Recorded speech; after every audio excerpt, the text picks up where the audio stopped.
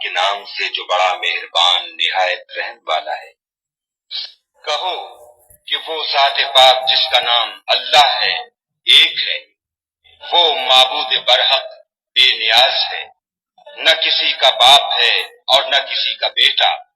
اور کوئی اس کا ہمسر نہیں۔ کہو کہ میں لوگوں کے پروردگار کی پناہ مانگتا ہوں، یعنی لوگوں کے حقیقی بادشاہ کی، لوگوں کے معبود برحق کی، شیطان وسوسہ انداز کی برائی سے جو خدا کا نام سن کر پیچھے ہٹ جاتا ہے،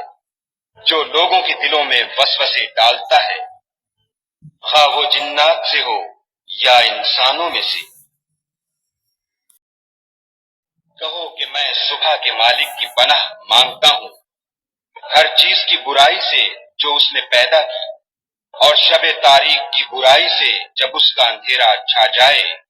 اور گنڈوں پر پڑھ پڑھ کر پھونکنے والیوں کی برائی سے،